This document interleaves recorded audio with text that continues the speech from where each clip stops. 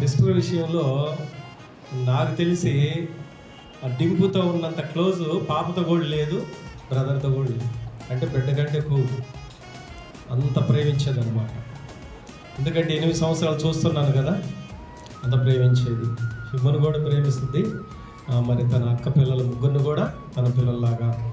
అయితే నేను ఇప్పుడు చెప్పబోయేది ఏంటంటే, వాక్యం కూడా మనకి కీర్తన గ్రంథము 11వ అధ్యాయము 3వ వచనం ఉంది. నీతిమంతులు పునాదులు పాడైపోగా నీతిమంతులు ఏం చేయగలరు? ఒక చక్కని పునాది మన సంఘానికి, ఇక్కడ ఉన్న ప్రజలకి వేసిపోయింది. నిజంగా కదా? అయితే మనం ఇప్పుడు ఏం చేయాలి? సాక్ష్యాలు పంచుకుంటున్నాం, పిల్లలు, పెద్దలు, వృద్ధులు, ఇప్పుడు ఇక్కడ ఉన్న వాళ్ళందరూ కూడా అక్క గురించి చెప్పేవాళ్ళు అందరికీ ఉంటుంది మనసులో. టైం చాలదు కదా. అయితే నేనేమంటానంటే, సాక్ష్యాలు పంచుకుందాం, కానీ మన జీవితంలో పంచుకుంటూ చివరి వరకు మనం ఆమె గురించి జ్ఞాపకాలని మనం పెట్టుకొని మన మధ్య ఉందనుకోవాలి. ఎక్కడ ఉండాలా? మన మధ్య ఉంది. నేనైతే మీరు నమ్మిన, నాకు సిస్టర్ అక్కడ మంచం మీద ఉన్నట్టే ఉంటుంది.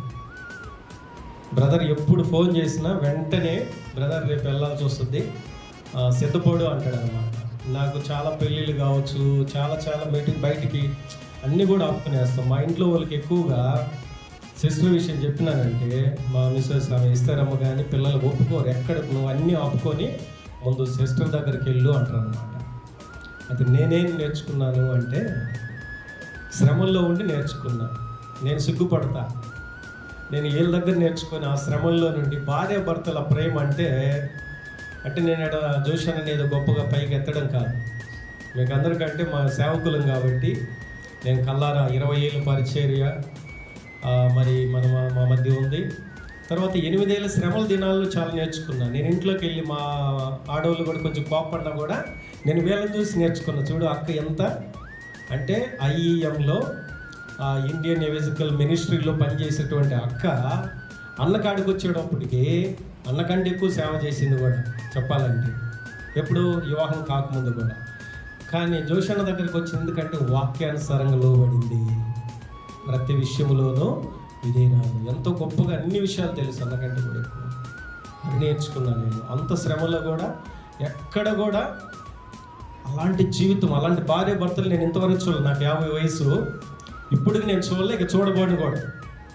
మీరు ఇంతమందిగా పిల్లలు కానీ, అందుకే శిక్షణ ఆమె యొక్క గొప్ప రక్షణ లేక అనేకులు కూడా నడిపించగలిగింది.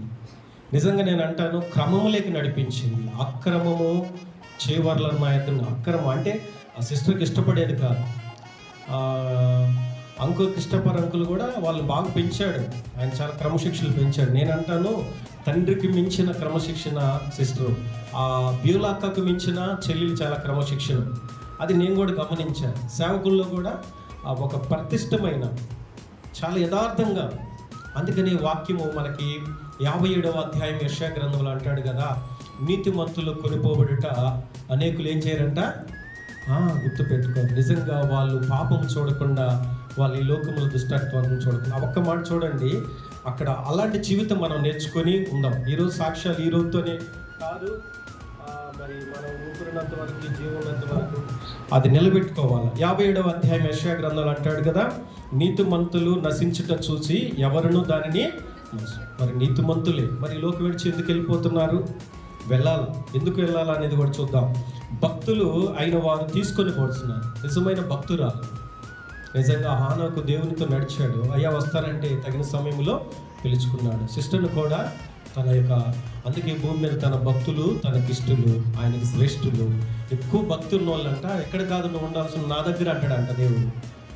అది నేను చాలామందిని గమనించాను. కాబట్టి మనము చివరి వరకు ఎలాగ ఉండాలంట, భక్తులైనటువంటి వారు కీడు చూడకుండా నీతిమంతుల్ని కొనుక్కోబడుచున్నారు. అది ఎవరికి తోచదు. చాలామంది అనుకున్నారు, ఎందుకయ్యా ఇంత భక్తి, ఇంత యథార్థత, ఇంత నీతి, మరి ఎందుకు వెళ్ళిపోతున్నారు ఈ లోకం విడిచి అంటే దేవునికి ఇష్టంగా. కాబట్టి అక్కని మాదిరికరంగా పెట్టుకుందాం. ఈ ఒక్కరోజు ఏదో సాక్ష్యాలు పంచుకొని అలా వద్దు. మరి క్రిస్టిలో ఉంది అక్క, ఇద్దరు అన్నని కలబోసి కన్నారు. ఇద్దరు ఎవరిని? క్రిస్టిని. కాబట్టి జ్ఞాపకం చేసుకోండి.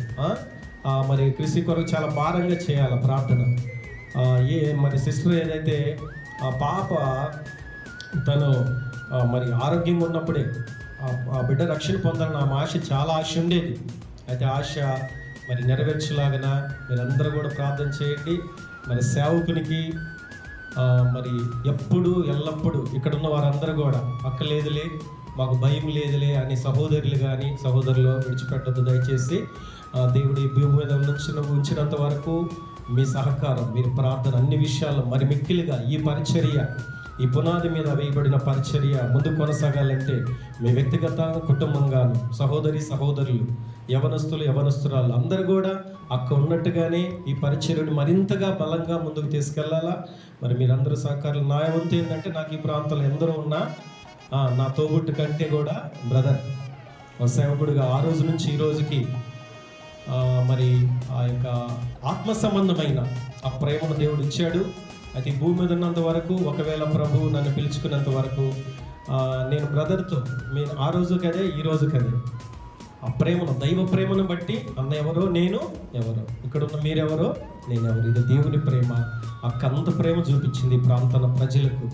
నిజంగా అది క్రీస్తులో కొనసాగాలని మీ అందరిలో కూడా ఆ గొప్ప మాదిరికరం, అక్క మాదిరికరం కనపరిచినప్పుడే మనం అక్కకి మరి సాక్షాత్తంగా నిలబడతాం. మనం లేదు అని అంటే మాత్రం మన సాక్ష్యాలు కానీ మన ప్రేమ ఇవన్నీ కూడా ఇదైపోతాయి. కాబట్టి ఆ విధంగా మాదిరికరం పెట్టుకుందాం. ఈ పరిచర్యలో మరింతగా ముందుకు మరి కొనసాగుతూ వెళ్ళాలని సహదాసుడిగా మరి నా యొక్క మరి నా మనవి మీ అందరికి కూడా తెలియచేస్తూ మరి ఇచ్చిన సాక్షి. ఎందుకంటే అంత గొప్పగా మరి డింపు విషయంలో నేను చెప్పాలంటే, అంటే ఎవరు చెప్పేది కాదు కానీ అంతగా ప్రేమించేది డింపుతో. సంతోషంగా ఉండాలంటే డింపుతోనే మేము హాస్పిటల్కి వెళ్ళేటప్పుడు కానీ వంచేటప్పుడు డియో అంటూ. ఎందుకు ఈ మాట చెప్తున్నానంటే, లోపల ఎంతో ఉంటుంది. ఎవరికి తెలుసా? డింపుకి వాళ్ళ అమ్మ మీద కూడా లేదు ప్రేమ, మమ్మీ అంత ప్రేమ అబ్బాయికి కూడా ఉంది. డింపు కూడా గుర్తుపెట్టుకొని మరి ఆంటీ లేదా మరి మీ పిన్నం ఉందని ఒక మనసుతో మరి మీరు కూడా ఎప్పుడు కూడా మరి బాబాయికి, అలాగే మీ బాబాయికి, దైవ సేవకులకి మీరు ఎప్పుడు సహకారం మీరు ఉండాలని నా ఆశ. ఇందులో చాలామంది బిడ్డలు సిస్టర్కి సహాయపడ్డారు. ఇక్కడ కోటేశ్వరన్న కావచ్చు. ఎందుకు చెప్పాలని మొన్నట్టు అనుకున్నా నేను, ప్రతి బిడ్డలు కూడా ఇక్కడ చాలా మల్లేశ్వరి కావచ్చు. చివరిలో పాపేరేంటి బ్రదర్, ఇది మెరిసి లేదా? మెరిసి కూడా చాలా సిస్టర్ చివరిలో చాలా వరకు తోడుండింది. ఇక్కడ చాలామంది బిడ్డలు మరి అటు హాస్పిటల్ తరపున కావచ్చు బిడ్డలు చాలాను, మరి శాంతి కావచ్చు, అందరూ బిడ్డలు. మరి సిస్టర్ ఏ పేరు, మీ పేరు చేస్తే ప్రసన్న సిస్టర్. ఎందుకంటే వీళ్ళందరూ చక్కని సేవ, ఎందుకంటే ఆ గొప్ప దైవ సేవకురాలకు సేవ చేశారంటే మీరు నిజంగా ధన్యులు. అర్థమైందా? ఆ ధన్యతను నిలబెట్టుకోండి. మనం ఈ భూమి మీద ఉన్నంత వరకు, మరి ప్రభు పిలిచేంత వరకు అందరం కూడా నమ్మకంగా ఈ పరిచర్యలో మీ వంతు మీ సహకారాలని దైవదాసులకు అందిస్తూ అన్ని విధాలుగా మీ ప్రార్థనలు విజ్ఞాపనలు చేసుకోవాలని ప్రభువు నామన నా మనవి చేస్తూ ఇచ్చిన సాక్ష్యాన్ని నేను ముగిస్తున్నాను. Praise the Lord. Thank you. సమయం ఇచ్చిన దైవదాసుడికి, సంఘానికి, మీకందరికీ యేసుక్రీస్తు నామములో వందనాలు చెల్లిస్తున్నాను. ముఖ్యంగా మనం అక్క కొరకు చెప్పుకోవాలి. అయితే అక్కకు ఎంత బాగాలేకపోయినా మనం వెళ్ళినప్పుడు ప్రజలాడంటే ఆమె మనస్ఫూర్తిగా 2 చేతులు ఎత్తి ప్రజలాడు చెబుతూ వచ్చేది.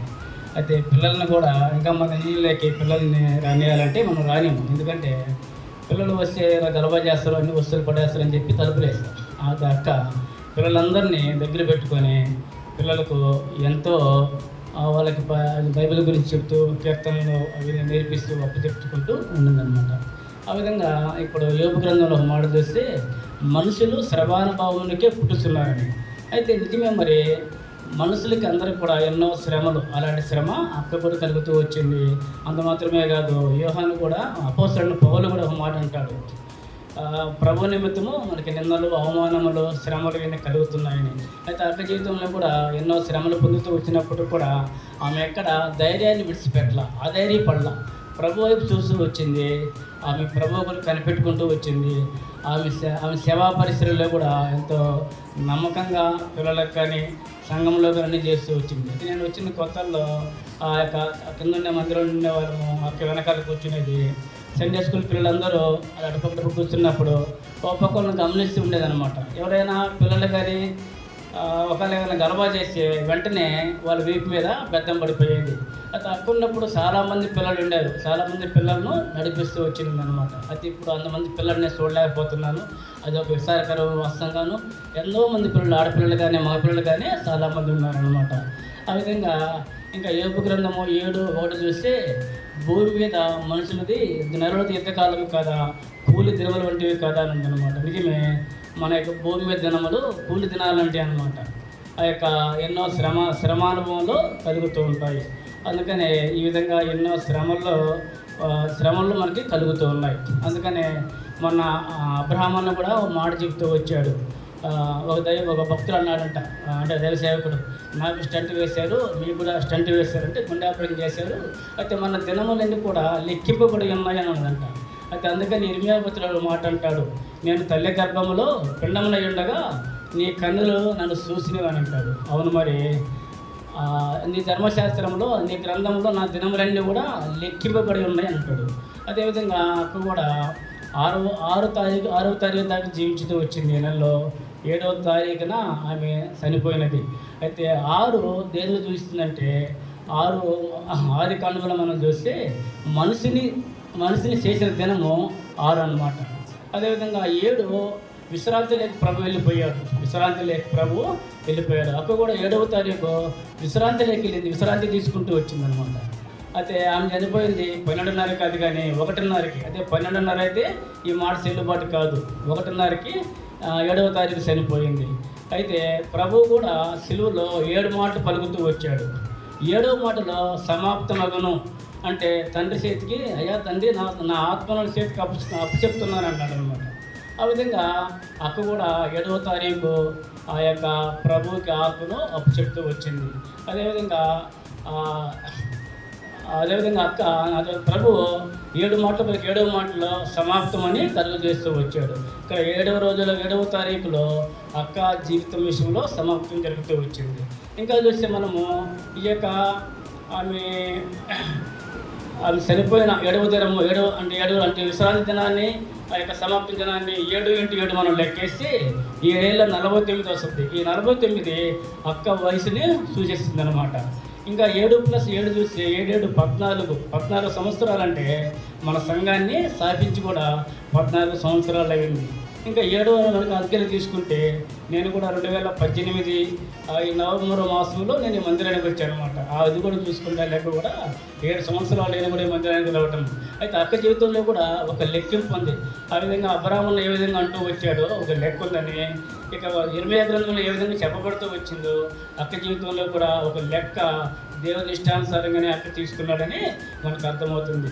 ఆ విధంగా ప్రభు కూడా ఎంతో కష్టపడుతూ వచ్చాడు. అందుకనే ఈ శ్రమలు గుండానే ప్రభు నీతిమంతులుగానే చెప్తూ వచ్చినాడు. అందుకనే అక్క జీవితంలో ఎన్నో శ్రమలు కష్టాలు కలిగినప్పుడు కూడా ఎక్కడ ఆమె విసిగి చెందాల. ఇప్పుడు వాస్తవంగా అయితే ఆమె 2023లోనే చనిపోవాలి. శ్రీవారి హాస్పిటల్లో ఉన్నప్పుడు అందరూ వచ్చారు, విశ్వాసంతో మళ్ళీ వెళ్ళిపోయారు, అంబులెన్స్లో తీసుకెళ్లారు. లాస్ట్కి నేను తిమ్మతను మాత్రం ఉండి ఒకరు చూసుకొని ఏడ్చుకొని మా పాటికి మేము వెళ్ళాం. అయితే ఆమె అప్పుడే సరిపోవాలి, కానీ అప్పుడు సరిపోతే లెక్క రాదు. అందుకని దేవుడి చిత్తం తెలుసు, ఆయన ఎప్పుడు రమ్మన్నానో ఎప్పుడు పిలుచుకోవాలనో ఆయనకు తెలుసు అనమాట. అందుకని ఆమె జీవితంలో ఎన్నో విధంగా ప్రభు కష్టపడుతూ వచ్చాడు, శ్రమ పడుతూ వచ్చాడు. ఇవి కూడా శ్రమ పడుతూ వచ్చేది. మేము కూడా ఎప్పుడైనా హాస్పిటల్కి వెళ్ళినప్పుడు అక్క మీరు ప్రార్థన చేయండి అని చెప్పి ప్రార్థన చేయించుకునేది. అది ఎప్పుడైనా కానీ అక్క దగ్గరికి వెళ్ళి ప్రజలు చెప్పినప్పుడు ఆమె ఎంత అనారోగ్యంగా ఉన్నా బాగాలేకపోయినా ఆ ముఖంలో చిరునవ్వు కనపడేది. 2 చేతులు ఎత్తి ప్రజలు చెప్పేది. ఆమె ఎంతో ఆదరించేది అనమాట. ఇంకా మనం చూస్తే ఉంటారు కదా, ప్రభు అంటాడు ఇజ్రాయేలు ప్రజలకు నేను దినవంతో నా చేతులు సాగుతున్నానని. అదేవిధంగా నా జీవితంలో కూడా ఎన్నోసార్లు నేను దైవదాసుని ఇబ్బంది పెట్టేప్పుడు కూడా అక్క అయితే అలాంటిప్పుడు కూడా చూపించాల. ఆమె ఎప్పుడు కూడా నవ్వుతూ ఉండేది, బాగా పలకరించేది, ఒక తల్లి వలె ఆదరించుతూ వచ్చేది అనమాట. అందుకని అక్క జీవితము ప్రభువుకి ఆదర్శంగా నడుస్తూ వచ్చింది. ఈ మాటలు దేవుడు దీవించిన గాక. అందరికి వందనాలు. నా పేరు డానియల్. మేము చిన్ననాటి నుండి, నేను పుట్టింది మొదలుకొని చిన్ననాటి నుండి వెబ్సైట్ దగ్గర పెరిగాము. అక్కడ పాత మందిరం ఉన్నప్పుడు చిన్నప్పుడు మాకు 2వ తరగతి నుంచి కూడా ఆంటీ ఎక్కువ వాక్యంలో పెంచేది.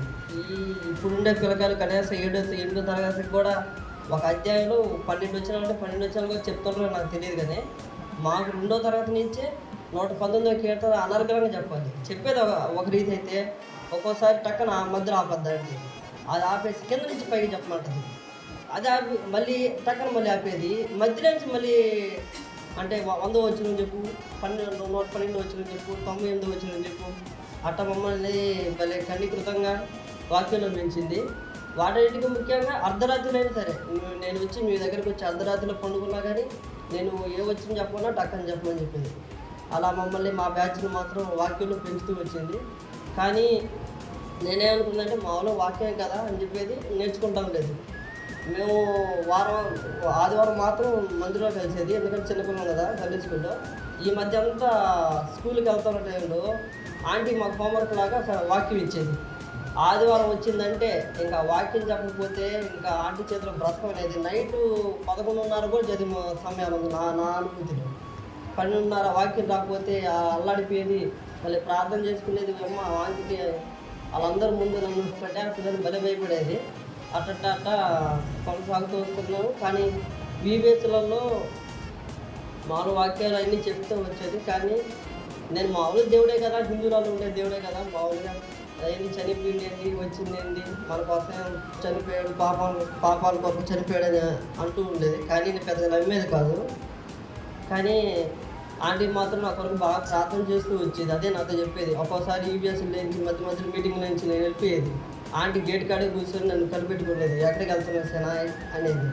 లేదంటే ఇప్పుడే వస్తా అంటే నన్ను నమ్మేది. నేను నీ కొరకు బాగా ప్రార్థన చేస్తున్నాను చెప్తూ వచ్చేది. కానీ నేను ఈ విధంగా మందుల్లో ఉండి ప్రభువులో రక్షింపబడ్డానంటే ఆంటీయే కారణం. ఎందుకంటే ఆంటీ నా నిమిత్తమే చాలా ప్రార్థన చేసింది. మా బ్యాచ్లో మిగతా వాళ్ళ విషయం నాకేం తెలియదు, కానీ ఆంటీ చెప్పేది. ఆంటీతో నేను ఆంటీ దగ్గర కొంతకాలం పరిచయం చేసిన. ఆంటీకి ఆక్సిజన్ వాటికాలు చెప్పేది.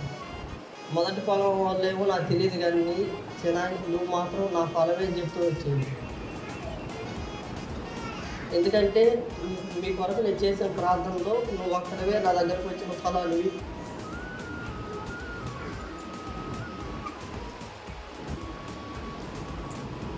నువ్వు ఒక్కడవే నా యొద్దకు వచ్చిన ఫలం మాత్రమే. మిగతా వాళ్ళు దేవుడు వాళ్ళని కనికరిస్తాడు, కానీ నువ్వు మాత్రం నా ఫలము అని ఆంటీ నవ్వుతూ ధైర్యంగా చెప్తూ వచ్చేదాన్ని నా గురించి. ఈ విధంగా ఆంటీ దగ్గర చిన్నప్పటి నుంచి మాకు ఎక్కువ వాక్యమే. దేవుడు తర్వాత కానీ దేవుడే వాక్యం కాబట్టి ఎక్కువ వాక్యంతోనే మాకు పరిచయం ఉంది ఆంటీ.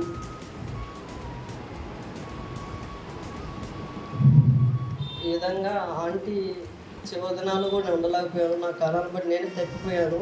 మందిరానికి, సంఘానికి, సేవకులకి నేనే నా పరిస్థితులు అనుకూలించక నేనే దూరం అయిపోయాను. ఈ విధంగా ఆంటీ నా విషయమే ఏ విధంగా ప్రార్థిస్తూ వచ్చిందో, తను ప్రభు దగ్గర నేను ఎలా నిలబడాలనుకున్నాను అవన్నీ ప్రతి విషయాలు నాతో ప్రతిసారి కొంచెం పర్సనల్గా పిలిచి చెప్పేది. ఆంటీ నీ నిమిత్తం నేను ఎలా అనుకుంటున్నాను, ప్రభు తలంపిస్తున్నాడు అని చెప్తూ వచ్చేది. ఇంక నుంచి దాన్ని నేను కొనసాగిస్తానని నమ్ముతున్నాను. మీ అందరికీ వందనాలు. నా పేరు ప్రేమ్.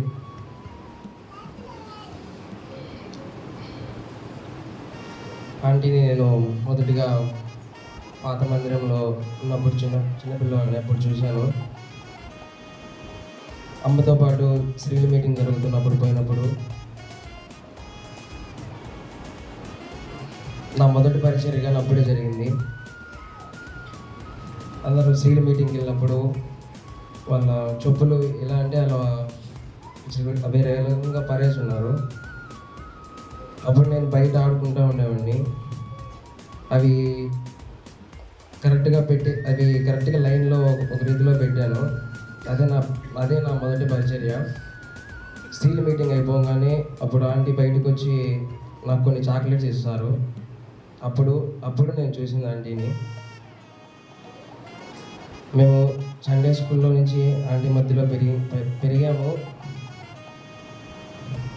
ప్రతి దాంట్లో ఆంటీ ఆంటీ అందరికీ ఎలా అంటే ఎలా తెలుసో తెలియదు, కానీ ఆంటీ అంటే మాకు ఒక భయం. ఏదైనా మందిరంలో పనిలో కానీ చేపలు వేసేటప్పుడు కానీ చేపకి మధ్యలో గ్యాపులుగా నిలిచేవాళ్ళు కాదు. ఆంటీ దగ్గరే మేము ప్రార్థన నేర్చుకున్నాము, బైబిల్ ఎలా చదవాలో కూడా నేర్చుకున్నాము. మేము సండే స్కూల్లో ఉన్నప్పుడు ఆంటీ మాకు ఒక చిన్న పేపర్లో వాక్యాలు రాసిచ్చేవారు. అది ఈ వారం ఇచ్చారంటే మళ్ళీ వచ్చే ఆదివారం మేము నేర్చుకొని వచ్చి మళ్ళీ చెప్పాలి.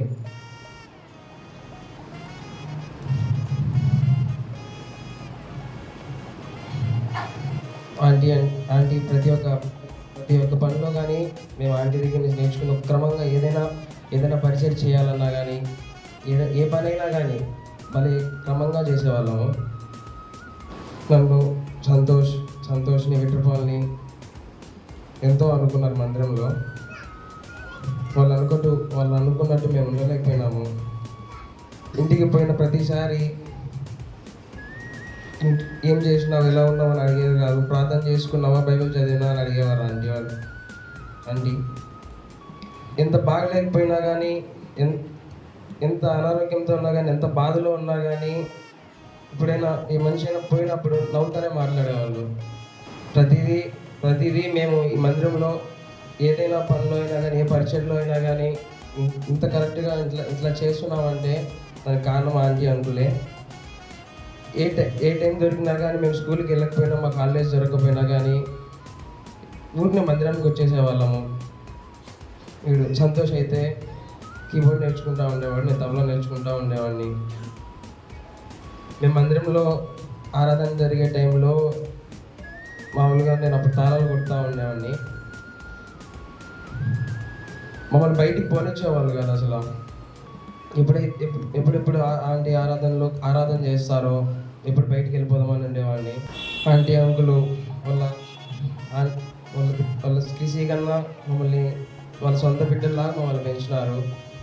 మేము మందిరంలో ఉన్నప్పుడు కానీ చుట్టూ గోడలకున్న వాక్యాలు ఏవి అడిగితే అవి ఎక్కడున్నాయో మేము కరెక్ట్గా చూసి చెప్పాలి. ఏ వాక్యం ఇచ్చినా ఆ వాక్యం నేర్చుకొని చెప్పాలి. చాలా క్రమంగా అంటే ఎంత క్రమంలో అంటే అంత క్రమంలో పెరిగినాము. కానీ చివరి దినాలలో కానీ నేను ఆంటీకి నా మొహం చూపించుకోలేకపోయినాను. ఏదైతే మా పట్ల ఆంటీ కోరుకున్నారో అది మేము అవ్వలేకపోయినాము. రానున్న దినాలలో మేము అలాగే ఆంటీ అంకులు అయితే అనుకున్నారో అలాగే ఉండాలని మేము అనుకుంటా ఉన్నాము. ప్రభునామములో మీ అందరికీ వందనాలు. నా పేరు సంతోష్. బహుశా నేను అందరికి తెలిసి ఉంటుంది. మేము కూడా డానియల్ బ్యాచ్. నేను డానియల్, ప్రేము, అలాగే మా అక్క వాళ్ళిద్దరు, మా అన్న, అలాగే క్రిస్టి, అలాగే మౌనిషక్క, వీళ్ళందరూ సండే స్కూల్లో మందరం ఒక బ్యాచ్ అనమాట. చిన్నప్పటి నుంచి ఇందాక డానియల్ చెప్పిన రీతిగానే ఆంటీ మమ్మల్ని ఎక్కువ వాక్యంలో పెంచారు. ఆంటీ గురించి చెప్పాలంటే ఇప్పుడు పిల్లలకైతే అసలు ఏం తెలియదు. నన్ను అడిగితే ఎక్కువగా ఆంటీకి చాలా చాలా ఇష్టమైన ప్రియమైన బిడ్డల్లో నేను ఒకరిని, ప్రేమ ఒకరిని అనుకుంటున్నాను. మమ్మల్ని ఎంతగానో ప్రేమించేది ఆంటీ. ఎంతగా అంటే అంతగా ప్రేమించేది. ఆంటీ గురించి చెప్పాలంటే అసలు first time punctuality. Aunty time అంటే టైం. సండే స్కూల్కి లేట్ వచ్చినా కానీ నా చేతైనా ప్రేమ ఎవరైనా కానీ, అది పెద్దవాళ్ళైనా సరే చిన్నవాళ్ళైనా సరే ఎవరైనా కానీ గుంజీలు పెట్టాల్సిందే ఖచ్చితంగా. అంటే ప్రేమ కూడా ఉన్నాడు, అడగండి ఎవరైనా. అది అప్పటికి నేను అనుకున్నాను, అరే మా మమ్మీ సండే స్కూల్ టీచర్ కదా, నాకు అంతేం లేదులే, నాకు అంత శిక్ష ఏముండదు అనుకున్నాను. కానీ ఆంటీ అసలు పార్షియాలిటీ అసలు చూపించదు. ఖచ్చితంగా బుద్ధిలు పెట్టాల్సింది అది ఎన్నైనా కానీ. అలాగే ఆంటీ కూడా మా విషయంలో చాలా డిసిప్లైన్గా ఉండేది. ఏంటంటే ఇప్పుడు మందిరంలో కూడా మేము ముందు కూర్చున్నా కానీ కనీసం తల తిప్పడానికి కూడా అసలు ఛాన్స్ ఇచ్చేది కాదు. ఇందాక అంకుల్ చెప్పినప్పుడు కూడా ఆ, ఎవరైనా పిల్లలు వాష్రూమ్కి వెళ్ళాలన్నా కానీ ఏదైనా కానీ ఆంటీ ముందు చెప్తారు మీటింగ్ స్టార్ట్ అయ్యే ముందు. మీకు ఎవరైనా వాష్రూమ్ వచ్చినా ఏదైనా బాత్రూమ్ వచ్చినా కానీ మీటింగ్ ముందే మొత్తం అందరూ కంప్లీట్ చేసుకొని రావాలి. మీటింగ్కి వచ్చిన తర్వాత ఎవరైనా కదిలారంటే వాళ్ళకి దెబ్బ పడిపోతుంది. ఒక ఉదాహరణ అయితే ఒకటి చెప్తాను. నేను ప్రేమ ఇలాగా మందిరంలో ఇట్లా వాయిద్యాలు వాయించేటప్పుడు పాటల సమయంలో పాటలు అయిపోయింది, ఆరాధన వర్తమానం కూడా అయిపోయింది. ఆరాధన టైంలో అంకుల్ చెప్తారు ఇలాగ సండే స్కూల్ పిల్లలు ఇట్లా సండే స్కూల్ వెళ్ళండి అని. కానీ ఆ టైంలో బాగా ఫుల్ వర్షం పడుతుంది. ఇంకా ఆ టైంలో సండే స్కూల్ కూడా క్యాన్సిల్ అయింది. ఇంకా సండే స్కూల్ పిల్లలు ఇక్కడే ఆరాధనలు ఏకీభవించండి అని చెప్పారు. ఇంకా ఆ టైంలో మా ఇద్దరి పక్కన విక్టర్పాల్ ఉండేవాడు.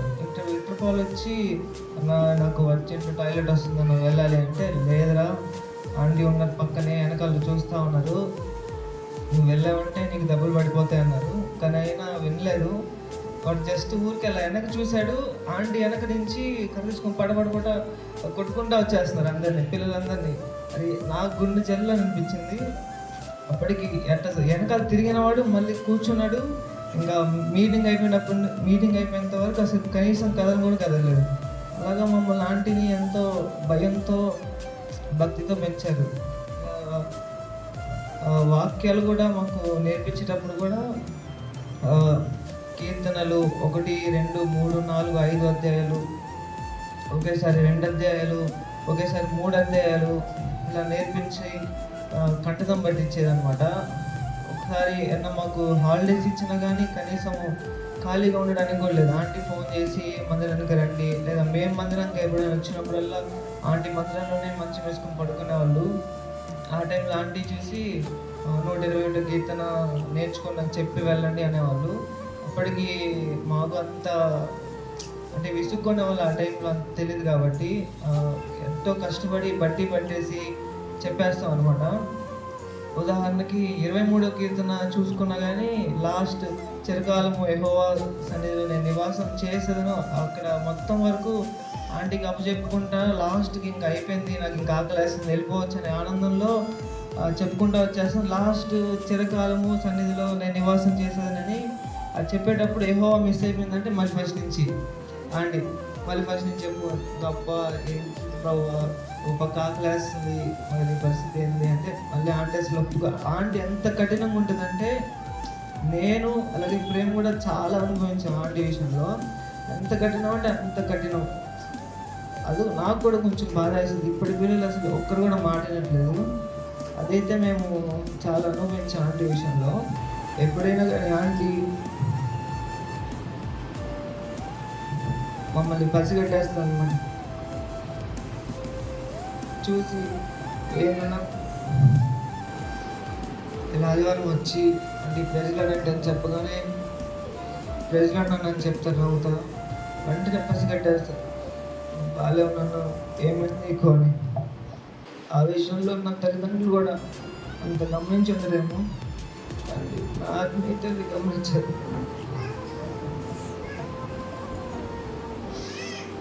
ఎప్పుడో ఒకటే మాట చెప్తారా అండి,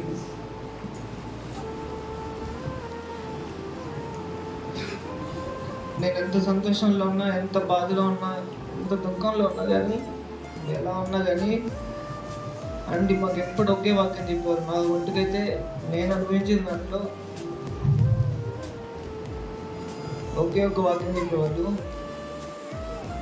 నన్ను ఈ వాక్యం గుర్తుపెట్టుకో, రోమా 8:28 ప్రతిసారి ఎగ్జామ్కి వెళ్ళేటప్పుడైనా ఎక్కడైనా కానీ రోమా 8:28 దేవుడు ప్రేమించిన వారికి ఆయన సంకల్పం చొప్పున పిలువబడిన వారికి మేలు కలగటకై సమస్తమును సమకూడి జరుగుచున్నవని ఎరుగుదుము. ఈ యొక్క వాక్యము ప్రతిసారి అంటే మాకు గుర్తు చేస్తూ ఉంటుంది పదే పదే. ఎప్పుడు బాధలో ఉన్నా, సంతోషంలో ఉన్నా ప్రతిదీ ఈ యొక్క వాక్యం గుర్తుపెట్టుకో, ఈ వాక్యం గుర్తుపెట్టుకో, ఈ వాక్యం గుర్తుపెట్టుకో అని. అలా ఎంతగానో అంటే మమ్మల్ని బాధలో ఉన్నా, సంతోషంలో ఉన్నా ఆదరిస్తూ ఇప్పటికీ నేను ఎప్పుడు అంటే నాకు 2023 డిసెంబర్ అప్పటి నుంచి నాకు ఆంటీకి వాట్సాప్లో ఎప్పుడు రోజు కమ్యూనికేషన్ ఉంటుంది. అంటే పలానా లింక్ పంపించాను నాన్న, నాకు ఈ వీడియో డౌన్లోడ్ చేసి పెట్టు, ఆ వీడియో డౌన్లోడ్ చేసి పెట్టు అనేవాళ్ళు. అది నార్మల్గా పెట్టేవాళ్ళు కాదు. ప్రెసిడెంట్ అన్న ఎలా ఉన్నావు, ఎక్కడున్నావు, తిన్నావా, డ్యూటీకి వెళ్ళావా, ఏం చేస్తున్నావు, ఇదేనా ఈ వీడియో డౌన్లోడ్ చేసి పెట్టు అనేవాళ్ళు. ఇలా ప్రతిరోజు కమ్యూనికేషను 2023 నుంచి ఉండేది నాకు ఆంటీకి. మొన్న అక్టోబర్ 29 వరకు ఉండేది. 29 వరకు ఎందుకంటే 28 అప్పటికి 3 వారాలు గ్యాప్ వచ్చింది. 3 వారాలు అంకులు ఇలా రాయవెల్లరికి వెళ్ళేసి వచ్చారు. వచ్చిన తర్వాత ఇంటికి వచ్చిన వెంటనే ఆంటీ మెసేజ్ చేశారు. అంటే సాధారణంగా ఆలోచిస్తే నేను మెసేజ్ చేయాలా లేకపోతే ఆంటీ మెసేజ్ చేయాలా అని ఆలోచించాను. కానీ ఆంటీ మెసేజ్ చేశారు, ఎలా ఉన్నావు నాన్న, ఏం చేస్తున్నావు, డ్యూటీకి వెళ్ళావా, ఈ వీడియో డౌన్లోడ్ చేసి పెట్టు, రేపు సండే వస్తున్నావా. ప్రతిసారి మీరు ఎప్పుడైనా గమనించుంటారో లేదో, నేను ఎప్పుడు అడిగినా కానీ ఆంటీని ఎలా ఉన్నారా అండి అంటే దేవుని కృప వల్ల చాలా బాగున్నాను.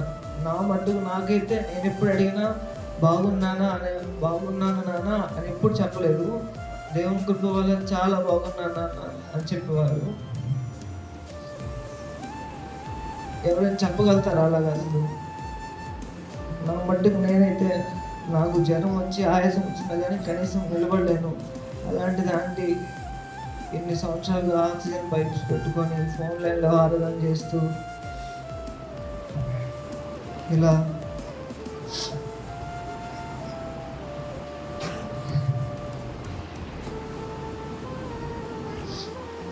ఎంత కష్టమో అది అనుభవించే వాళ్ళకి తెలుస్తుంది.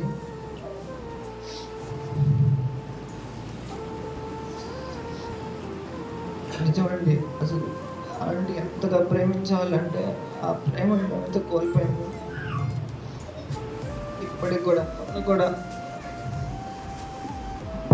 ఆదివారం మాట్లాడేటప్పుడు కూడా కీర్తనలు 121, కీర్తన 133, అలాగే కీర్తన 91, ఈ 3, అలాగే రోమా 8:28 ఈ బాగా కంఠస్థం పట్టు. దేవునికి సహాయం చేస్తాడు. దేవుడు నమ్మదగిన వాడు. దేవుడు చాలా మంచివాడు. నన్ను అది గుర్తుపెట్టుకో. చెప్పడానికి అయితే చాలానే ఉన్నాయి ఆంటీ గురించి, కానీ సమయం లేదు. ఈ గుర్తు సాక్ష్యం దేవుడు చేయించుగా. అందరికీ ప్రెసిడెంట్, నా పేరు మహేష్. నేను 2010లో పాత మందిరంలో ఉన్నప్పుడు అమ్మ వాళ్ళకి పరిచయం. అప్పుడు అమ్మ నాకు వాగ్దానం వచ్చేది. మా ఇంట్లో ఎవరు నమ్ముకోలేదు దేవుడిని. అప్పుడు ఫస్ట్ వాగ్దానం యెషయా 41:10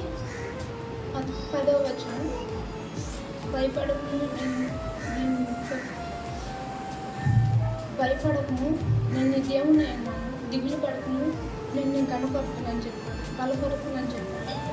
అప్పుడు ఆ వచ్చిన ప్రకారం అమ్మ నాతో ఒక మాట చెప్పాను. నాన్న రోజు ఆదివారం మందిరానికి వస్తే ఇంట్లోకి రానిచ్చేవాడు కాదు, అన్నం పెట్టేవాడు కాదు. బైబిల్ ఇంట్లో పెడితే బయట పడేసేవాడు. అప్పుడు అమ్మ దగ్గరికి వచ్చేదాన్ని. అమ్మతో మాట్లాడడం చాలా భయం. అమ్మని అమ్మ అని పిలిచేదాన్ని, ఆంటీ అని పిలిచేదాన్ని కాదు. అంకుల్ని కూడా అలాగేను. రోజు ఏం జరిగిందంటే 3 రోజులు అన్నం పెట్టలేదు. అప్పుడు అమ్మతో చెప్పలా. అమ్మ ఎలా అర్థం చేసుకుంటుందో ఏమో తెలియదు, కానీ ఆ రోజు పిలిచేది. అప్పుడు విజయ ఉండేది. విజయ వాళ్ళు అక్క వాళ్ళు ఉండేవారు, అన్నక్క ప్రియమక్క. వాళ్ళిద్దరే నన్ను పట్టుకొచ్చేవాళ్ళు మందిరానికి. అప్పుడు కరుణక్క అసలు ఫస్ట్ దేవుని సన్నిధి గురించి చెప్పేది. అప్పుడు నేను అక్కడ కూర్చునేదాన్ని కాదు, మంత్రంలో ఉండాలనిపించేది కాదు. చాక్లెట్లు ఇస్తారంటే అప్పుడు వచ్చేదాన్ని. ఆ తర్వాత ఇంకా అమ్మతో బాండింగ్ ఏర్పడింది. ఇప్పుడు వరకు 2025 వరకు అమ్మతోనే ఉన్నాను. అమ్మకి హాస్పిటల్లో ఉండేటప్పుడు ఒక నెల ఉన్నాం హాస్పిటల్లో. అప్పుడు అమ్మ మాట చెప్పేది, ప్రతిరోజు పరిశుద్ధ గ్రంథం నేను చదువుకుంటా ఉన్నాయి. తప్పులు చెప్పేది లోకసవాళ్ళ ప్రకారం ధర్మశాస్త్రంలో ఒక్క పొల్లైనను పోదు, ఆకాశం భూమితో తీర్చిపోయినాను అనేది ధర్మశాస్త్రం గురించి కానీ చెప్పేది. అన్ని విషయాలు పంచుకునేది. అమ్మకి ఒక కోరిక ఉండేది నా పట్ల. అమ్మ చేతుల మీద నా వివాహం జరగాలని సంఘం అందరిలో ఉండాలని ఇప్పుడు కోరుకునేది. మారు మనసు పొంది దేవునికి పరిచర్య చేయాలనేది.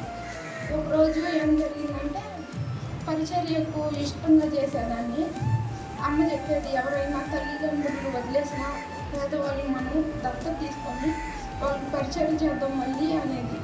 అమ్మకి నా పేరు మళ్ళీ పిలవడం ఇష్టం. ఎప్పుడు నువ్వు పేరు మార్చుకుంటూ అని చెప్పేది. ఎక్కువగా మళ్ళీ అనే పిలిచేది. లాస్ట్ రోజు అమ్మ ఊరు నుంచి వచ్చినప్పుడు ఫోన్ చేసింది. 6వ తేదీ చేసింది. అక్కడ ఉన్నాను, మా అమ్మకు బాగలేక నారాయణలో ఉన్నాను. తర్వాత వచ్చిన రోజు మళ్ళీ నేను చూడాలనిపిస్తుంది, ఒకసారి రా పాప, 9 గంటలకు అనింది. సరేనమ్మా అన్నాను. ఆ రోజు రాలేకపోయాను. తర్వాత ఇలాగా కానీ అమ్మ మాత్రం నాకు ఆకలేస్తుందా అంటే నాకు పాయసం అంటే ఇష్టము. అమ్మకి తెలిసిన విషయంలో నా కోసం పాయసం చేసేది, తీసిపెట్టేది. సాయంత్రం ఇంటికి వచ్చేటప్పుడు కల్లా ఫోన్ చేసి తీసుకోబోతురా పాప, నీకు ఇష్టమైన చేశాను తింటూ అనేది. నేనేమో యథార్థంగా ఉండేదాన్ని కాదు, అమ్మ దగ్గర కొన్ని దాచుతూ ఉండేదాన్ని. అమ్మకు చెప్పేది, నువ్వు ఎందుకు అంత మనసులో దాచుకుని బాధపడుతూ ఉంటావు, మీ అన్నల గురించి కుటుంబం గురించి ఎక్కువ ఆలోచించవద్దు, నువ్వు నీ తల్లిదండ్రులని అన్నదమ్ములైనా వదిలిపెట్టి దేవుని సంఘంలో ఉండాలని వాక్యం చెప్తుంది. ఒకరోజు ఏం జరిగిందంటే అన్న వాళ్ళు కొంచెం గట్టిగా కొట్టారు. వచ్చేదాన్ని ఏడుస్తూ అమ్మ దగ్గరికి వచ్చేదాన్ని. వచ్చినప్పుడు అమ్మ ఒక మాట చెప్పేది, నువ్వు నా దగ్గర ఉండిపో, మనం పరిచర్య చేద్దాము అని చెప్పేది.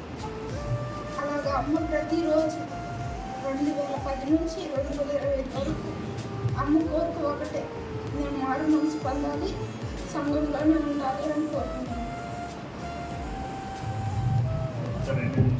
నన్ను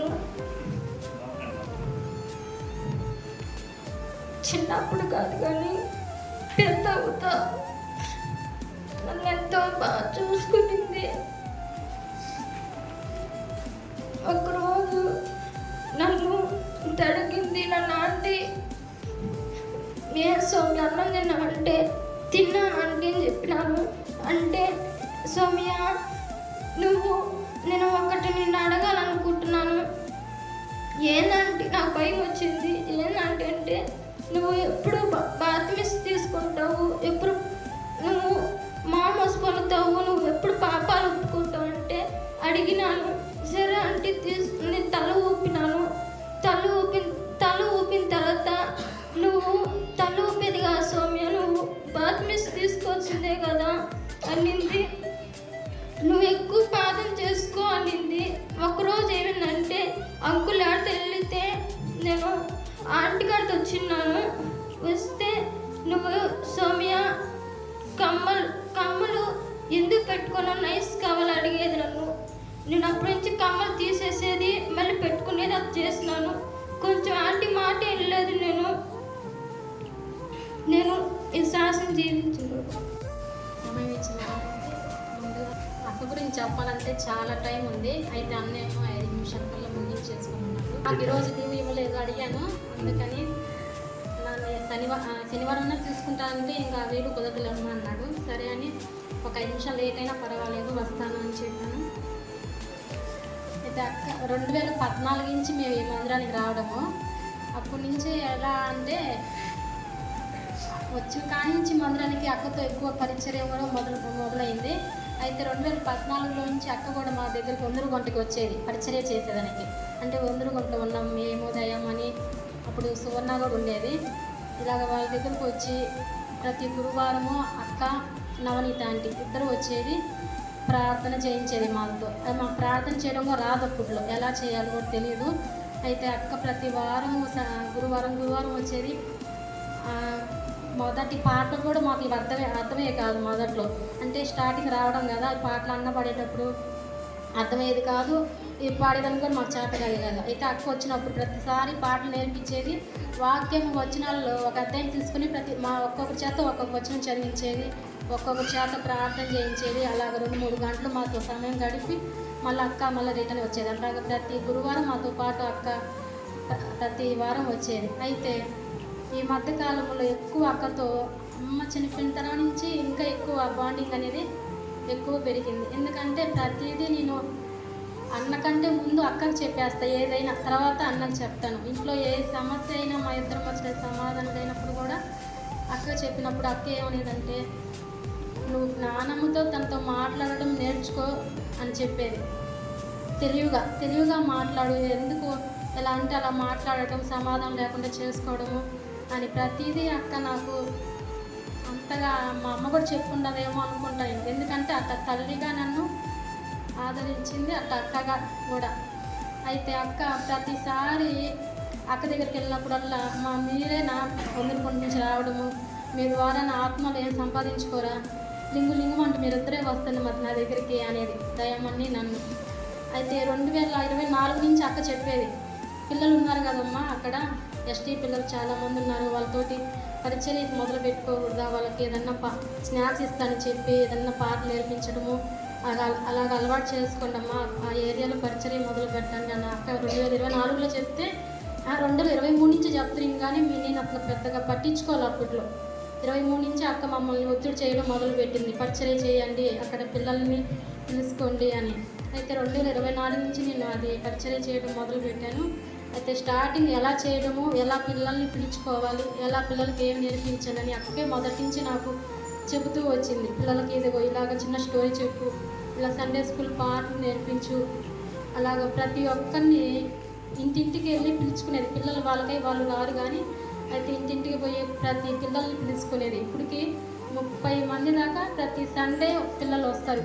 కొంతమంది పిల్లలు వస్తారు కానీ కొంతమంది పిల్లలు రారు. మేమే పోయి పిల్లల్ని పిలుచుకుంటాము. అయితే అక్క మీటింగ్ అయిపోయిన తర్వాత అడిగేది, ఏం చెప్పావు ఈరోజు పిల్లలకి, వాళ్ళకి ఏం స్టోరీ చెప్పావు, ఏం వాకింగ్ చెప్పావు, వాళ్ళకి ఏం స్నాక్స్ పెట్టావు, ఉన్నాయా స్నాక్స్కి ఇచ్చేనా, అలాగ ప్రతి వారం అక్క మమ్మల్ని ఫోన్ చేసి అడిగేది, ఇంతమంది పిల్లలు వచ్చారు అక్క అని చెప్పేది. ఆ పిల్లల్ని ఫోటో తీసి మళ్ళీ అక్కకి వాట్సాప్ చేయను, ఆ పిల్లలు ఎంతమంది వచ్చున్నారు చూస్తాను అని చెప్పేది. అలాగా ఈ పరిచర్య అప్పుడు వందరగుంటలో పరిచర్య దానికి పునాది కూడా అక్కే, దానికి కారణం కూడా. అయితే ఆ పరిచర్య ఇంకా కొనసాగించాలని మీరు కూడా ప్రార్థన చేయండి. ఇంకోటి ఏంటంటే, ఆ రోజు సరే అక్కని చూసాం కదా హాస్పిటల్లో, ఆ రోజు చూసినప్పుడు ఎప్పుడైనా నేను అక్క దగ్గరికి వెళ్ళినప్పుడు అక్క ముందు చూసి నవ్వేది. ఆ రోజు నన్ను చూడలేదు, అసలు చూసే పరిస్థితుల్లో కూడా ఎంత అవస్థ పడుతుంది ఆ రోజు అక్క. అయితే అక్కని చూసిన తర్వాత నేను ఆ రోజు డ్యూటీకి వెళ్ళాను. శాంతక్క వాళ్ళ స్టాఫ్ గ్రేసీ సిస్టర్ని అమ్మాయితో మాట్లాడుతున్నా, అక్కకి ఇలాగా ఉంది అని చెప్పాను. ఎందుకు దేవుడు, నేను ఇప్పుడు అన్న ఆ రోజు కూడా అక్క చనిపోయిన రోజు కూడా అందరూ అన్నారు, ఎందుకు అంత శ్రమల గుండా వెళ్తున్నా కానీ ఎప్పుడు ప్రభుని తను ప్రశ్నించలేదని. అయితే నేను ఆ రోజు మొన్నే కదా అక్కడి నుంచి ఏలూరు నుంచి వచ్చింది, మళ్ళీ ఎందుకు ఎంతగా మళ్ళీ ప్రభు తనని నలపాలా అని ఆ రోజు సిస్టర్తో అన్నాను, ఎందుకు ఎంతగా శ్రమ పెడుతున్నారు అక్కని దేవుడు అని. అయితే ఆ సిస్టర్ ఏమనిందంటే, అక్క నువ్వు ఎందుకు అలా మాట్లాడుతున్నావు, తన బిడ్డల్ని సంపూర్ణంగా సిద్ధపరచుకొని ప్రభు తీసుకుంటాడు. అయితే వెనక ఇంకా బహు శ్రమలు ఉన్నాయక్క, ఆ శ్రమలు అనుభవించకూడదని ఒకళ్ళ అక్కని తీసుకుంటాడేమో అని ఆ సిస్టర్ ఆ రోజు నాతో మాట్లాడుకున్నాం. ఇద్దరం 9 గంటలప్పుడేమో. అయితే 1:30కి ఇలా నాకు ఫోన్ చేశారు, 2 గంటలకి ఏమో కిరణ్ ఫోన్ చేశాడు, అక్క చనిపోయిందని అని. అయితే అసలు ఏమన్నా చూసినా నేనే అంతగా అక్క గురించి ఎందుకు దేవుడు ఇలాగా అక్కని పదే హింసిస్తున్నాడు, బాధ పెడుతున్నాడు, దేవుడికి సాధ్యమైనది ఏది కాదు కదా అని ఆ రోజు నేను ఆ శ్రమను చూసిన నేనే అంత అనుకుంటే అనుభవించిన అక్క ఇంకెంతగా అనుకోవాలి. కానీ ఏ రోజు అక్క ప్రభుని కూడా ఎందుకు ప్రభువా ఇది నాకు అని ఏ రోజు కూడా అనుకోలేదని ప్రతిసారి వింటానే ఉన్నాం ఆ విషయం అక్క గురించి. ఇంకోటి ఏంటంటే, ప్రతి శనివారం అక్క దగ్గరికి వెళ్తాం స్త్రీ మీటింగ్ అయిపోయినాక. వెళ్ళిపోయినప్పుడు ఆ రోజు ప్రత్యేకంగా పరిచర్య కొరకు, సండే పరిచర్య కొరకు, యవన బిడ్డల కొరకు, సండే స్కూల్ పరిచర్య కొరకు ఎక్కువ ప్రార్థన చేస్తాం మేము వెళ్ళినప్పుడల్లా. అయితే అక్క ఒకటే చెప్పేది, నేను స్వతంత్రాలుగా ఈ మిషన్లు ఈ ఆక్సిజన్లన్నీ వదిలిపెట్టేసి సన్నిధిలో మీతో పాటు ఉండాలని, దాని కొరకే ప్రార్థన చేయాలని మాకు అక్క చెప్పేది. అయితే అక్క అపేక్ష అంతా మందిరంలోనే ఉండాలని, అంతేగాని ఇంకేదో ఆరోగ్యం అంతా బాగైపోద్ది ఇంకా అనే ఆలోచన లేదు. కానీ మందిరంలో ఉండాలి, ఆక్సిజన్లు వదిలేసి అన్ని విడిచిపెట్టేసి సంపూర్ణంగా పరిచర్య చేయాలని పిల్లల బాధ్యత ఇంకెంతో ఉంది. అయితే పిల్లల గురించి ఒక చెప్పలేదంటే 2015 నుంచి నేను ఈ పిల్లల్ని సండే స్కూల్ పిల్లల్ని చూశాను కదా. పిల్లలు ఒక్కరైనా ఇటు వెనక్కి తిరిగితే అప్పటికే అక్కకి బెత్తం పడిపోతుంది పిల్లల నెత్తి మీద. ఒకరోజు నాకు కూడా పడింది. ఎందుకంటే ముసుగు లేకుండా ఏ ఒక్కరు కూర్చున్నా అక్క ఒప్పుకునేదే కాదు. ఒకరోజు నేను ముసుగు లేకుండా కూర్చున్నాను, నాకు నెత్తి మీద బెత్తం పడిపోయింది. ఎవరో కొట్టాడని తిరిగి చూస్తే అక్క ముందు ముసుకైవే అనింది. అప్పటి నుంచి అక్క అంటే నాకు ఇప్పుడు కూడా భయం అక్క అంటే. అక్క దగ్గరికి వెళ్ళాలన్నా, ఎందుకంటే నేను పాజిటివ్ తీసుకున్న ఆ రోజు అక్క దగ్గరికి వెళ్ళి ప్రార్థన చేయించుకున్నాను. అప్పుడు తల అక్క దగ్గరికి వెళ్ళిపోదాము, అక్క దగ్గరికి వెళ్ళిపోతే కొంచెం హృదయంలో నెమ్మది ఉంటుంది. ప్రతిదీ చెప్తాను కదా అక్కకి, నేను ఎందుకు అక్క దగ్గరికి వెళ్ళిపోదామని ఒక పక్క. మళ్ళీ ఇంకో పక్క అది ఇప్పుడు అన్న చెప్పాడు కదా, శాతాను శోధన అధికమైనప్పుడు దాన్ని జయించలేకపోయాను. ఆ రోజు నేను జయించలేకనే ఆ రోజు ఆ నిర్ణయం తీసుకున్నాను. అయితే ఆ రోజు అక్క దగ్గరికి వెళ్ళి ఉంటే నేను ఆ పని చేస్తున్నానేమో. అయితే అక్క చేసిన తర్వాత ఫోన్ చేసి చెప్తే అక్క నిజం చెప్పకుండా అవును అక్క అని చెప్పాను. నీ చంపలు 2 పగలు పడతాను, ఎందుకు అలా చేసావు నువ్వు అని చెప్పింది. ఇంకా ఆ తర్వాత అక్క దగ్గరికి ఒక వారం అంతా వెళ్ళాలి నేను, అక్క ఏమన్నా అంటాదేమో అని. అయితే నేను మళ్ళీ అక్క దగ్గరికి వెళ్ళాను. నిన్ను అక్క అడుగుతుంది అని అక్క వాళ్ళు చెప్తే అక్క కాడికి వెళ్ళాను. నువ్వు చేసింది ఏంది పాప, ఒకరు చనిపోతే ఎక్కడ ఉంటావు నువ్వు, దేవుడికి ఎంత అవమానం పని చేస్తావు అసలు, నువ్వు ఎంతగా కృంగి దేవుణ్ణి పశ్చాత్తాపం అడిగితే కానీ నేను ప్రభు క్షమించడు అని పదే నన్ను ఆ మాట చెప్తానే ఉండేది. అడిగానక్క నేను దేవుణ్ణి, ఇంకెప్పుడు చేయను ప్రభు ఇలా పశ్చాత్తాపం అడిగాను. అలా కాదు, నువ్వు అడగడం కరెక్ట్ కాదు, ఇంకా ప్రభుని ఉదయాంతరంలో భారం తెచ్చుకొని ప్రార్థన చేసుకో, ఇంకెప్పుడు ఇలా చేయను ప్రభు నన్ను క్షమించు అని. అయితే ఆ రోజు ఎంతగా నేను అసలు బాధపడ్డాను. ప్రభు ఎంతమందిని బాధ పెట్టాను, ప్రభుని అవమానపరిచాను ముందు. అయితే ఆ తర్వాత నాకంటూ ఎవరు లేరు, సంఘం అంతా చేరి వచ్చారు. ఆ రోజు నా కొరకు సంఘం అంతా ప్రార్థించారు.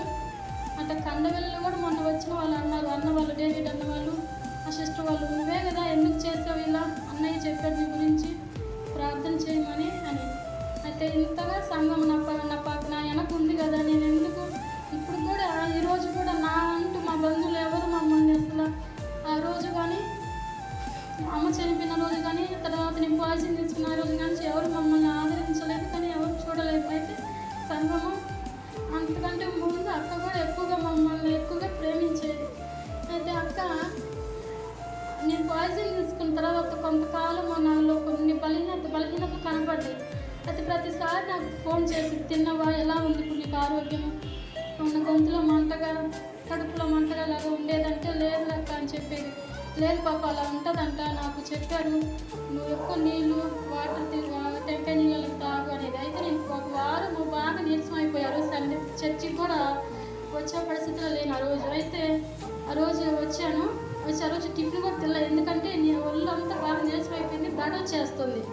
అయితే అక్క దగ్గరికి వచ్చి మాట్లాడిన, అక్క ఇలా ఉందక్క ప్రార్థన చేయాలంటే ప్రార్థన చేయించుకుని ఆమె ఇక్కడికి వచ్చి కూర్చున్నా. అయితే తిన్నావా అంటే ఏం తినలేదక్క నేను అని చెప్తే, తింటావా అంటే వద్దక్క గొంతు ఏం సగించట్లేదు అని. అయితే వచ్చేసిన తర్వాత జ్వరం కూడా ఉంది ఆ రోజు నాకు. మళ్ళీ ఆ రోజు స్టార్టింగ్ అయింది, మీటింగ్ స్టార్టింగ్ అయింది. అయితే అది మెడిసిన్కి ఏమో ఫోన్ చేసి, ఇక్కడ ఎవరికో ఫోన్ చేసి మెడిసిన్ పిలిపించుకొని డోలో ట్యాబ్లెట్ టీ 2 పంపించింది ఇక్కడికి. టీ తాగేసి డోలో ట్యాబ్లెట్ వేసుకోమను అని. తర్వాత 11 గంటలకి మనకు ఆరాధన మనం అయిపోయినాక మళ్ళీ టెంకాయ నీళ్ళు ప్రేమ చేద్దాము, టెంకాయ నీళ్ళు పంపించింది. అలాగా ప్రతి పరిస్థితిలో కానీ. అయితే నేను అనుకున్నాను ఏంటంటే అక్క అప్పుడే చనిపోదు, కొంతకాలమైన అలా పదం మీద ఉంటాము, చూస్తాము, మళ్ళాంటి వాళ్ళు చాలాగా ఆదరిస్తుంది. ఇంకోటి ఏంటంటే పులుకొలిపోద్ది, ఎందుకంటే ఎవరైనా వెనకబడిపోతున్నారంటే అక్క తెలిసిపోద్ది అప్పుడే. ఆత్మీయంగా ఎవరైనా క్షీణిస్తున్నారంటే తనలోకి ఆ ఫేస్, మా ఇతరుల ఫేస్ చూసి చెప్పేస్తుంది, నువ్వు ఇలా ఉన్నావు కదా, ఈ వారం అంతా ప్రార్థనలే మీటింగ్లో ఏంటంటే నేను అప్పటికప్పుడే అడిగేస్తుంది. ఎందుకు వాళ్ళు సరి చేసుకుంటారని. అక్క ఏదో అక్క అనేసింది కోపడతామని కాదు, కానీ అక్క ఎందుకంటది అంటే మనం సరి చేసుకోవాలి, వాళ్ళు సరి చేసుకోవడానికి ఆ మాట అక్క చెప్పేస్తుంది. మనం వాళ్ళు సరి చేసుకోవాలి, వాళ్ళు ఆత్మీయంగా ఎదగాలి, దేవుడి విషయంలో వాళ్ళని దేవుడి విషయంలో ఆత్మీయంగా పెంచాలనే ఆతృతనే అయితే గజ్జలు వేసుకుని తిరగడం అక్కకి మొదటి నుంచి కూడా ఇష్టం లేదు. 2020 నేను వచ్చిన కానించి కూడా గజ్జలు వేసుకుని ఏ పిల్లలు మందిరంలో గల్లు నడిస్తే వాళ్ళని అప్పటికప్పుడే గజ్జలు తీపిచ్చేస్తాయి. అప్పుడు పద్మ కూడా హరి వాళ్ళు పద్మ పిల్లలకి ఇద్దరికి గజ్జలు వేసి ఎక్కువ తిప్పేది. అక్క చెప్పేసారు, గజ్జలు తీసేయి వద్దు పద్మ, నువ్వు అందుకైతే నీకు అంత ఇష్టమైతే నువ్వు నీ ఇంట్లో వేసుకో, మందిరంలో మాత్రం గజ్జలు వేసుకో రావద్దని. అయితే 2015 ఏమో సువర్ణ చాలా ఇక్కడ తెలుసు చాలా మందికి ఏమో, సువర్ణ జనవరి 1 రోజు గొలుసులు వేసుకునే వచ్చింది కాళ్ళకి. మీటింగ్ వస్తే ఆ మీటింగ్ చూసినట్టుంది అక్క. మేము ప్రేమానందకి జనవరి 1వ తేదీ ప్రేమానంద ఉంటుంది కదా, ప్రేమానంద రోజు కూర్చున్నాం ముగ్గురం, నేను దయామణి సువర్ణ. అక్క వచ్చి సువర్ణని అడిగింది, కొత్త సంవత్సరము కొత్త డెకరేషన్ చేసుకొని వచ్చావా అని. అప్పటికప్పుడే ఆ మాటకి సువర్ణ తీసేసింది గొలుసు. ఇంకేమో కూడా వెనక ముందు కూడా ఆలోచించాల, బయటికి వెళ్ళిపోయి రూమ్లోకి గజ్జలు తీసేసి ఆమె వచ్చేసింది. అట్లా ఏదైనా అక్క మొహమాటం లేకుండా చెప్పేసి, ఎందుకంటే వాళ్ళు సరి చేసుకోవాలి అని అంత.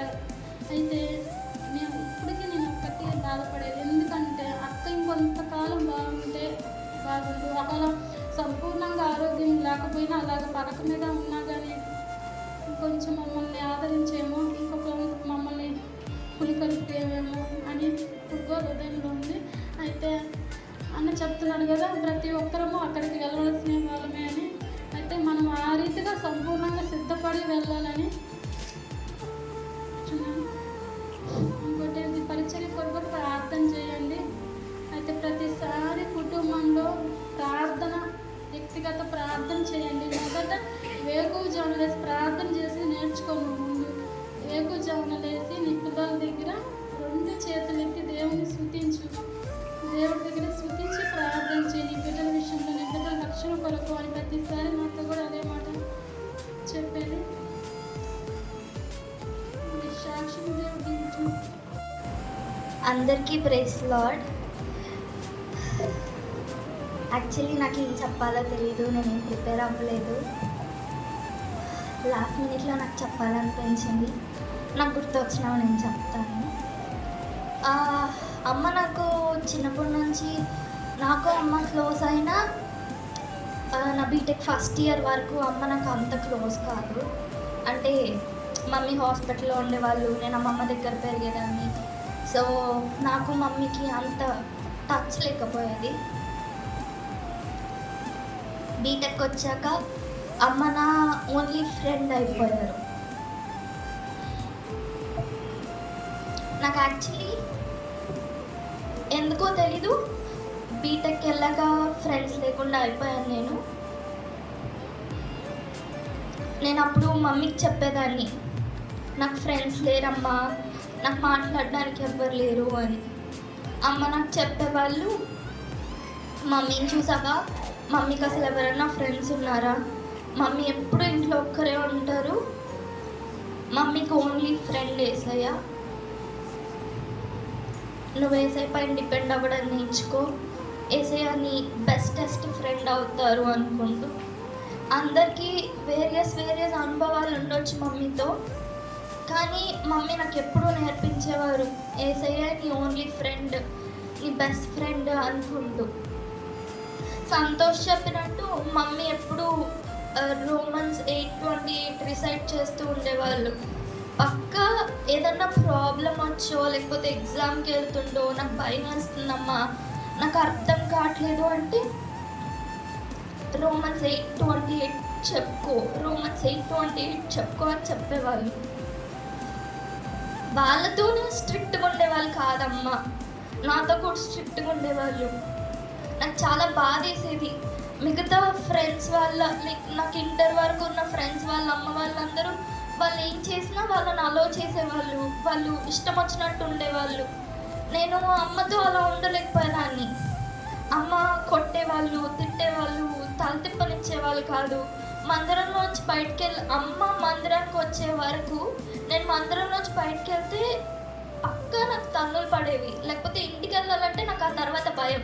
అమ్మమ్మ వెనకాల వెళ్ళిపోయేదాన్ని. నేను ఆ వారం మందిరంలోంచి బయటకు వెళ్ళానంటే అమ్మమ్మతో పట్టుకొని అమ్మమ్మ వాళ్ళ ఇంటికి వెళ్ళిపోయేదాన్ని. ఇంటికి వెళ్తే మమ్మీ డాడీ తిడతారు అనుకుంటూ. చిన్నప్పటి నుంచి మమ్మీ నాకు చాలా చాప్టర్స్ నాకు బట్టి పట్టించారు, లైక్ నేర్పించారు. నేను వాటిని బట్టి పట్టాను. ఖచ్చితంగా నేను స్కూల్కి వెళ్ళాలి అంటే వ్యాన్ వచ్చే ముందు, వ్యాన్ వచ్చినా వ్యాన్ ఆగాల్సిందే, నేను అన్నీ చెప్పాలి. సామ్స్ ఫస్ట్ చాప్టర్ చెప్పాలి, 23 చెప్పాలి, 8 చెప్పాలి, 15 చెప్పాలి. తర్వాత ఫస్ట్ కొరింథియన్స్ 13 చెప్పాలి. తర్వాత పరలోక ప్రార్థన చెప్పాలి, మాథ్యూస్ 5th చాప్టర్ చెప్పాలి. అలా చాలా చాప్టర్స్ మమ్మీ నాకు ఏవేవైతే నేర్పించారో అన్నీ చెప్పాల్సిందే. చెప్పే వరకు వ్యాన్ అక్కడే ఆగి ఉంటుంది. ఆ వ్యాన్ ఆగి నేను అన్నీ చెప్పాకే నేను ఇంట్లోంచి మమ్మీ ప్రేయర్ చేస్తే, లేకపోతే డాడీ ఉంటే డాడీ ప్రేయర్ చేస్తేనే నేను ఇంట్లోంచి కదలాలి. లేకపోతే నేను ఆ రోజు అప్పటి వరకు వ్యాన్ ఆగాల్సిందే బయట. అందరికీ ఆ విషయం తెలుసో లేదో నాకు తెలియదు, కానీ నేను చిన్నప్పుడు తింగరగా పెంట పనులు చేసేదాన్ని. ఏదైనా చిన్న చిన్న దొంగ పనులు చేస్తే మమ్మీకి తెలిసిపోయేది. నాకు నా ఫ్రెండ్స్ లైక్ నా చుట్టూ ఉన్న వీళ్ళందరూ అంటే అప్పుడు భలే కోపం వచ్చేసేది. అన్నీ ఎత్తుకెళ్ళిపోయి మమ్మీకి చెప్పేస్తున్నారు, మమ్మీ నన్ను అంటున్నారు అనుకునేదాన్ని. తర్వాత మమ్మీ నాకు చెప్పడం స్టార్ట్ చేశారు. ఏమంటే నేను ఏదో పని చేస్తే దేవుడు ఆత్మలో అమ్మకు చెప్పేస్తారు అనుకుంటూ. మమ్మీ ఇప్పటికి కూడా నాకు చాలా భయం. నేను హాస్టల్లో ఉన్నా, నేను ఏదన్నా తప్పు చేశాను అంటే తర్వాత రోజు మమ్మీ నన్ను అడిగేస్తారు, నేను మమ్మీకి ఏం సమాధానం చెప్పాలి అని భయపడతాను నేను. అలా దేవుడికి మమ్మీకి ఒక ఇమ్మెన్స్ కనెక్షన్ ఉండేది, వేర్ నేను ఎక్కడ ఏ తప్పు చేసినా మమ్మీకి తెలిసిపోయేది, మమ్మీకి ఆటోమేటిక్గా తెలిసిపోయేది. అని నువ్వేదో చేసావు అని అడిగేవాళ్ళు, నేను నిజం ఒప్పేసుకునేదాన్ని. ఇప్పుడు కూడా నాకు అంత ఈజీగా మమ్మీకి అబద్ధాలు చెప్పడం రాదు, ఎందుకంటే ఎక్కడో ఒక దగ్గర లైక్ ఆ నమ్మకం మమ్మీకి తెలిసిపోయింది నేను చేసింది. ఇప్పుడు నేను అబద్ధం చెప్పానంటే ఇంకో 2 ఎక్కువ తిట్లు పడతాయి నాకు అన్న ఫీలింగ్. అసలు మమ్మీ అందరూ కూర్చొని సోది చెప్పుకుంటారు కదా వాళ్ళ పేరెంట్స్కి, ఇది జరిగింది అది జరిగింది అనుకుంటూ. మమ్మీకి చాలా కోపం. ఇప్పుడన్నా నేను కూర్చొని సోది వాగుతుంటే చెప్తారు, లైక్ ఫ్లోలో తప్పులు మాట్లాడకూడదు అనుకుంటూ. అసలు మమ్మీ ఒప్పుకునే వాళ్ళే కాదు నేను ఏదన్నా లైక్ అనవసరమైన విషయాలు మాట్లాడడానికి. మమ్మీ లాస్ట్ వరకు నన్ను అడుగుతూ వచ్చారు రక్షణ పొందమని.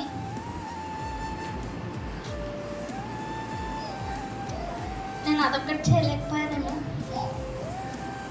ప్రేయర్ చేయండి, మమ్మీ నన్ను అడిగినట్టు నేను రక్షణ పొంది సేవలో వాడపడాలని.